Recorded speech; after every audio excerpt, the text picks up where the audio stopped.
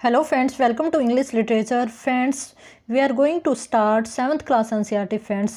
जैसा कि आपको पता है हमारे चैनल पे NCERT सीरीज़ कंटिन्यू कर रहे हैं जो कि हमारे स्टेट एग्ज़ाम के लिए काफ़ी ज़्यादा इंपॉर्टेंट है फ्रेंड्स। साथ ही साथ हमारे जो इंग्लिश लिटरेचर है उसकी भी जो हमारी सीरीज़ थी टॉप 1000 क्वेश्चंस की वो कंप्लीट होने वाली है फ्रेंड्स। उसमें ओनली एक और दो ही वीडियो रहती हैं और वहाँ हम डिस्कस कर चुके हैं Elizabethan to post modern era तक हम डिस्कस कर चुके हैं। अब हम करेंगे जो हमारा अमेरिकन और इंडियन इंग्लिश लिटरेचर है वो भी हम डिस्कस करेंगे एक दो दिन में ही। तो फ्रेंड्स अब हम स्टार्ट करेंगे 7th क्लास के NCERT जिसमें हम डिस्कस करेंगे जो कि हमारा पहली जो बुक रहती है। इस क्लास में फ्रेंड्स हम दो चैप्टर को डिस्कस करेंगे जो कि 7th क्लास की NCERT है हैनी कम से ये हमारी क्या रहता है प्रोज सेक्शन रहता है जो कि 7th क्लास की इंग्लिश NCERT से है। तो फ्रेंड्स यहाँ पे हमारा फर्स्ट जो चैप्टर है वो क्या है 3 क्वेश्चंस। जैसा कि हमारा चैप्टर का नेम है 3 क्वेश्चंस जो कि लियो टॉल्स्टॉय के द्वारा लिखा गया है। तो फ्रेंड्स इसमें एक किंग होता है और वो किंग 3 ऐसे पर्सन होते हैं क्वेश्चंस होते हैं जिनको जानने के लिए वो अपने राजमहल से निकलता है। तो फ्रेंड्स वो घोषणा करवाता है उससे पहले कि कोई भी अगर मेरे 3 प्रश्नों के उत्तर दे देगा, मेरे 3 क्वेश्चंस का उत्तर दे देगा उसको मैं बहुत सारा धन दूंगा। तो ऐसे वो मीटिंग रखता है, बहुत सारे राजा लोग आते हैं वहाँ पे अपने अपने आंसर देते हैं लेकिन राजा होता है वो सेटिस्फाई नहीं होता है। तो फ्रेंड्स एक दिन वो सोचता है कि उसने एक हर्मिट होता है, एक साधु होता है, सन्यासी होता है, उसके बारे में बहुत ज़्यादा सुन रखा था। तो वो सोचता है क्यों ना मैं उनके पास जाऊं और मेरे तीनों पर्सन हैं इनके उत्तरों को मैं खोज करके लेके आऊं। तो फ्रेंड्स वो निकलता है और उस हर्मिट के पास पहुंचता है। तो जैसे ही वो हर्मिट के पास पहुंचता है तो हर्मिट होता है वो खुदाई कर रहा होता है बीज बोने के लिए। तो वो पूछता है कि महाराज जी भाई उनको ऐसे बोलता है कि मैं आपसे 3 क्वेश्चंस जानना चाहता हूँ, लेकिन हर्मिट होते हैं वो उनको कोई जवाब नहीं देते। तो फ्रेंड्स फिर वो कहता है कि लाओ मैं खुदाई कर दूँ जो क्यारियाँ बनाने के लिए। तो राजा होता है वो भी क्यारी बनाता है फ्रेंड्स। तो राजा कुछ देर के बाद थक जाता है फ्रेंड्स, ठीक है। तो ऐसे फिर वो देखता है कि वो खड़ा हो जाता है हर्मिट, फिर अपना काम करने लग जाता है लेकिन उसकी बात का जवाब नहीं देता। थोड़ी देर में फ्रेंड्स एक बंदा आता है, एक मनुष्य आता है, एक आदमी आता है जो काफ़ी ज़्यादा घायल है और वो अपने पेट को पकड़े हुए है। तो फ्रेंड्स यहाँ हम देखते हैं कि राजा जब उसको घायल अवस्था में देखता है तो जो कपड़ा होता है उसको गीला करके उसके पेट के चारों ओर लपेटता है। ऐसे करके वो उस जो घायल मनुष्य होता है उसकी जान बचाता है फ्रेंड्स। फिर वो राजा होता है वो काफ़ी ज़्यादा थक जाता है क्योंकि वो वेट कर रहा होता है अपने प्रश्नों का। तो फ्रेंड्स जब वो सुबह उठते हैं तो जो घायल व्यक्ति होता है फ्रेंड्स वो राजा से सॉरी बोलता है कि मुझे माफ़ कर दीजिएगा। तो राजा कहता है कि मैं आपको नहीं जानता।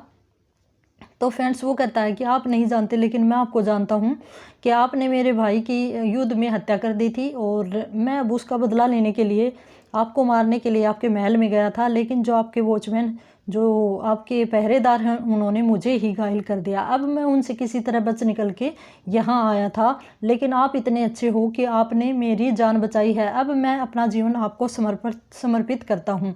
तो ऐसे करके फ्रेंड्स वो घायल व्यक्ति होता है वो राजा के लिए उसकी सेवा करने के लिए लग जाता है और वो कहता है कि मेरी पूरी फैमिली अब आपके लिए काम करेगी। तो फ्रेंड्स अब क्या करता है वो राजा होता है उसके अभी भी वो 3 प्रश्न थे वो पेंडिंग पड़े हुए थे। तो वो फिर हर्मिट के पास जाता है और वो पूछता है कि आपने मेरे प्रश्नों के उत्तर नहीं दिए, मैं आपसे लास्ट टाइम प्रेयर कर रहा हूँ कि आप प्लीज़ इनका आंसर दीजिएगा। तो हर्मिट कहता है कि फ्रेंड्स जो टाइम होता है उससे ज़्यादा कोई भी इम्पोर्टेंट नहीं होता।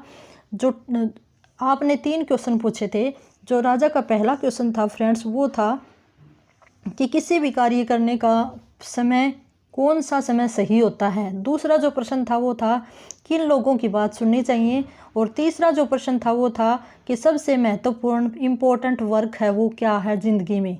तो फ्रेंड्स यहाँ पे जो हर्मिट होता है वो कहता है कि जो फिलहाल हम कुछ करते हैं वही सबसे ज़्यादा इम्पोर्टेंट है।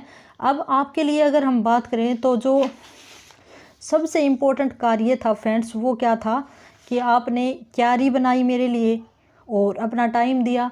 और दूसरा इम्पोर्टेंट क्वेश्चन था उसका आंसर था कि अगर तुम क्यारी नहीं बनाते मेरे पास नहीं रुकते तो तुझे वो घायल व्यक्ति नहीं मिलता और वो तेरी सेवा में नहीं लगता। तीसरा जो क्वेश्चन था उसका आंसर था फ्रेंड्स, अगर तुम यहाँ नहीं आते तो जो घायल व्यक्ति जो उस राजा का भाई था वो तुझे महल में मार देता। ठीक है, और वहाँ जब तुम फंसे होते तो तुम सोचते कि मैं सन्यासी के पास ही रुक जाता तो आज मेरी मौत नहीं होती। तो फ्रेंड्स यहाँ पे सन्यासी कहता है कि जब हम कोई काम जिस समय में कर रहे होते हैं वही सबसे ज़्यादा इम्पोर्टेंट है, उससे इम्पोर्टेंट कुछ भी नहीं है। तो इस तरह से राजा सेटिस्फाई हो जाता है और अपने तीनों क्वेश्चंस के आंसर भी उसको मिल जाते हैं। तो फ्रेंड्स अब हम डिस्कस करेंगे इसके इम्पोर्टेंट जो क्वेश्चंस हैं उनको हम डिस्कस करेंगे। तो आई होप सो फ्रेंड्स ये यहाँ पे आपकी जो समरी है वो आपको अच्छे से समझ आ गई होगी। चलेंगे फर्स्ट क्वेश्चन के ऊपर, who is the writer of the lesson, 3 questions. अब कहता है कि इस लेसन का जो राइटर है वो कौन है, तो लियो टॉल्स्टॉय है वो क्या है, इनके राइटर रहते हैं। अब दूसरा जो हमारा क्वेश्चन है, a certain king thought that he would never fail if he new. अब कहता है कि जो किंग होता है इस चैप्टर का वो क्या सोचता है कि यदि उसको ये बात पता चल जाए तो वो कभी ज़िंदगी में फेल नहीं होगा। तो फ्रेंड्स उसके क्या थे, 3 क्वेश्चंस थे। ठीक है, क्या थे उसके 3 क्वेश्चंस थे। तो उनको अगर किसी को इस बारे में पता चल जाए कि अब उसके लिए क्या बेटर है तो वो अकॉर्डिंग टू राजा किंग वो कभी फेल नहीं होगा अपने जीवन में। नाउ नेक्स्ट है, the 3 things which the king wanted to know where. अब कहता कि 3 बातें कौन सी थी जो राजा जानना चाहता था। तो ऑल ऑफ द अबव हमारा आंसर होगा फ्रेंड्स। यहाँ पे देखना, what is the right time to begin something, which people should he listen to, what is the important thing for him to do. तो ये तीनों ही हमारे क्या हैं, उसके थिंग उनके पर्सन हैं। तो ऑल ऑफ दी अबव हमारा आंसर रहने वाला है। आगे चलेंगे, messengers were send through out the kingdom. अब कहता है कि मैसेंजर भेज देता है वो अपने क्वेश्चंस के आंसर ढूंढने के लिए। तो फ्रेंड्स यहाँ पे हमारा आंसर होगा option number D, to announce a reward for those who could answer the questions, कि जो उसके आंसर क्वेश्चंस के आंसर देगा उसको क्या दिया जाएगा, रिवॉर्ड दिया जाएगा। In reply to the first question what did some man say. अब कहता है कि जब राजा पहला क्वेश्चन करता है तो उसके रिप्लाई में मैन होते हैं, वो लोग होते हैं, वो क्या आंसर देते हैं। तो फ्रेंड्स यहाँ पे हमारा आंसर पहला ही बिल्कुल ठीक है। जो लोग होते हैं वो कहते हैं king must prepare a time table, कि किंग को टाइम टेबल बना लेना चाहिए जिससे कि उसकी ज़िंदगी है वो सुगम हो जाए।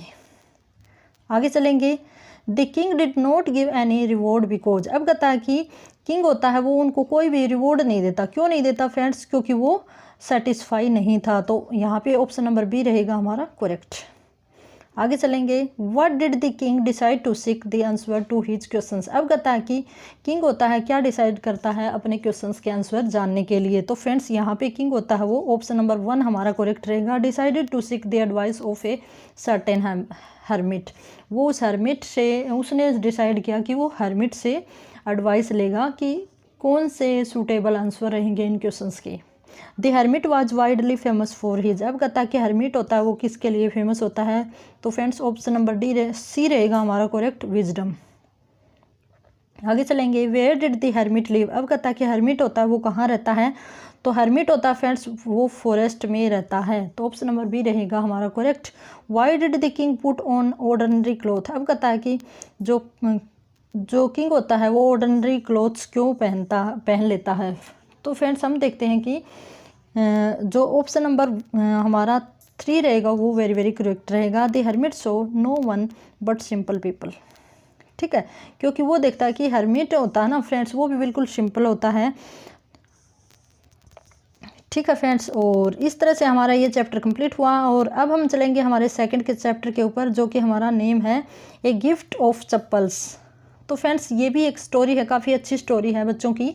और ये लिखा गया है, ये चैप्टर वसंता सूर्या के द्वारा लिखा गया है। और सेकंड चैप्टर रहता है हमारा 7th क्लास की एनसीईआरटी का। तो फ्रेंड्स इसकी अगर हम थीम की बात करें, इसके जो समरी की बात करें, तो फ्रेंड्स इसमें जो करेक्टर होते हैं वो 3-4 बच्चे होते हैं और एक उनके दादा दादी होते हैं। तो फ्रेंड्स यहाँ पे जो इसकी जो मेन करेक्टर है वो है मृदु। जो मृदु होती है, मृदु नाम की एक लड़की होती है फ्रेंड्स जो चेन्नई में रहते हैं अपने दादा दादी के साथ। दादी का नाम तापी है और दादा का नाम थाथा है। ठीक है फ्रेंड्स, तो एक दिन क्या होता है कि उसकी दादी होती है वो उसे अपनी मौसी के घर घुमाने के लिए लेके जाती है फ्रेंड्स। जो उसकी मौसी का नाम था वो रुक्मणी था। ठीक है फ्रेंड्स, इन नेम्स को भी आप ध्यान में रखिएगा तो फ्रेंड्स हम देखते हैं कि जैसे ही वो वहाँ पे पहुँचते हैं तो रुक्मणी घर का दरवाज़ा खोलती है और रवि मीना बाहर दौड़ के आते हैं और मृदु को अपने घर ले जाते हैं। रवि मीना रुक्मणी के घर पे बच्चे होते हैं फ्रेंड्स। तो यहाँ पे हम देखते हैं कि फ्रेंड्स जो दादी होती है वो रुक्मणी के साथ बातें करने लग जाती है और मृदु के साथ रवि और मीना बात करते हैं और उसे पीछे की साइड झाड़ी के पास लेके जाते हैं। बेरी का जो पेड़ होता है उसके पास लेके जाते हैं फ्रेंड्स और वहाँ पे उसको एक छोटा सा बिल्ली का बच्चा उनको दिखाते हैं।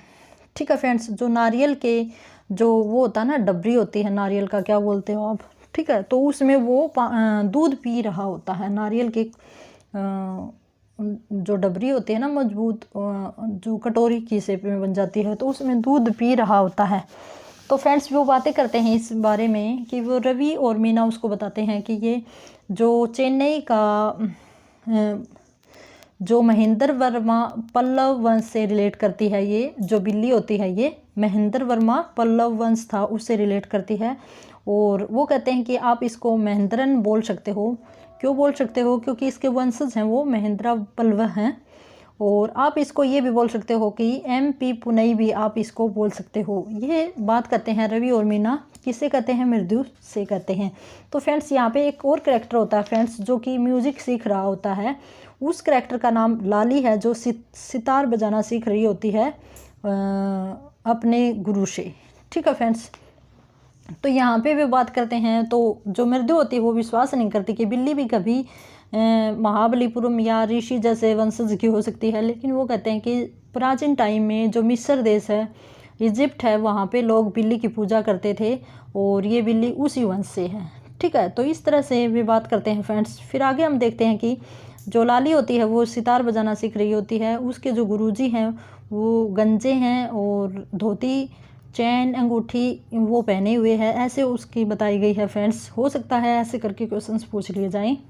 ठीक है फ्रेंड्स, फिर हम देखते हैं कि फ्रेंड्स थोड़ी देर में वे देखते हैं कि मृदु, मीना और रवि क्या देखते हैं फ्रेंड्स, पीछे की साइड बाहर आ जाते हैं। तो देखते हैं कि एक भिखारी आता है और वो नीम के पेड़ के नीचे बैठ जाता है। तो फ्रेंड्स वो कहता है कि कुछ खाने को ला के दो। तो जो रवि की मम्मी होती है, जो रुक्मणी, वो कहती कि पिछले 1 हफ्ते से ये भिखारी आ रहा है, इसको बोल दो खाने के लिए कुछ नहीं है। तो फ्रेंड्स हम देखते हैं कि वो उसको बोलते हैं, उससे पहले ये भिखारी है उसको ये आवाज़ सुन जाती है और वो निकलने के लिए जाता होता है। तभी जो मृदु होती है वो कहती है कि इसके पैर में तो काफ़ी बड़े बड़े छल्ले पड़े हुए हैं। तो फ्रेंड्स वो कहती है कि चप्पल नहीं है क्या, हम इस भिखारी को दे दें। तो फ्रेंड्स हम देखते हैं कि जो रवि होता है वो जो गुरु होता है लाली का, जो उसको सितारा बजाना सिखा रहा होता है, सितार बजाना, तो उस गुरुजी की चप्पल उठा के किसको दे देते हैं? भिखारी को दे देते हैं और भिखारी वहाँ से चला जाता है फ्रेंड्स। फिर हम देखते हैं कि जैसे ही गुरुजी फ्री होते हैं जाने के लिए अपनी चप्पल ढूंढ रहे होते हैं तो चप्पल नहीं मिलती हैं, बिकॉज ऑफ चप्पल हैं वो भिखारी को दे दी जाती हैं। ठीक है फ्रेंड्स, तो फ्रेंड्स हम देखते हैं कि उसकी मम्मी आती है, रुक्मणी आती है, वो काफ़ी डांट फटकार लगाती है रवि को। तो रवि कहता है कि मैंने भिखारी को दे दी। तो उसकी जो मम्मी होती है, रुक्मणी होती है, वो कहती है कि बड़ा आया करण बनने वाला, करण ने अपनी चीज़ें दी थी, नहीं न कि किसी दूसरे की। तो वो कहता है कि मैं मेरी चप्पल भी दे देता, लेकिन मेरी चप्पल काफ़ी छोटी थी। तो इस तरह से हम देखते हैं कि फ्रेंड्स वो काफ़ी उसके ऊपर गुस्सा करती है। लास्टली क्या होता है फ्रेंड्स, जो रुक्मणी होती है वो अपने भाई गोपू की चप्पल, जो रवि का मामा होता है, उसकी चप्पलें उठाकर जो गुरुजी होता है, संगीत मास्टर होता है, उसको दे देती है। संगीत मास्टर मन ही मन काफ़ी खुश हो जाता है क्योंकि उसको बिल्कुल न्यू ही चप्पल मिल जाती हैं। तो फ्रेंड्स हम यहाँ देखते हैं कि जो बच्चे होते हैं रवि और मीना, वो सोचते हैं कि मामा जी आएंगे तो अपने जूते जुराब उतारेंगे तो फिर चप्पलें ढूंढेंगे। तो कहते हैं कि आज पता नहीं क्या होगा, आज जब उनको पता चलेगा कि चप्पल हैं वो संगीत मास्टर को दे दी हैं। तो फ्रेंड्स यही चैप्टर है, यही इसकी स्टोरी है। इसी के साथ हमारा जो चैप्टर है वो फिनिश हो जाता है। अब चलते हैं इसके इंपॉर्टेंट क्वेश्चंस के ऊपर। तो फ्रेंड्स हमारा पहला क्वेश्चन रहता है, देखना, what was the name of Ravi's mother. अब कहता है कि रवि की मदर का नाम क्या है। तो फ्रेंड्स मैंने आपको बताया रवि की जो मदर है उसका नाम रुक्मणी है। आगे चलेंगे सेकेंड क्वेश्चन के ऊपर। फर्स्ट जो हमारा क्वेश्चन है उसका आंसर रुक्मणी, सॉरी फ्रेंड्स, यहाँ पे रुक्मणी। ठीक है। Where was the small kitten, अब कहता है कि स्मॉल किटन थी वो कहाँ पे थी, तो स्मॉल किटन होती है वो friends inside a tone football, जो फटा हुआ फुटबॉल है उसके अंदर घुसा हुआ था जो small kitten. The small kitten was lapping up milk from, अब कहता है कि लैपिंग अप होता है चाटना, तो फ्रेंड्स वो दूध कहाँ से चाटता है, एक कोकोनट हाफ सेल से वो दूध चाटता है। आगे चलेंगे, what was the name of small kitten, अब कहता है कि स्मॉल किटन का नेम क्या था, तो महेंद्रन उसका नाम है। What does thatha mean in Tamil, अब कहता है कि थाथा का मीनिंग तमिल लैंग्वेज में क्या होता है, तो थाथा का मीनिंग तमिल लैंग्वेज में ग्रैंडफादर होता है।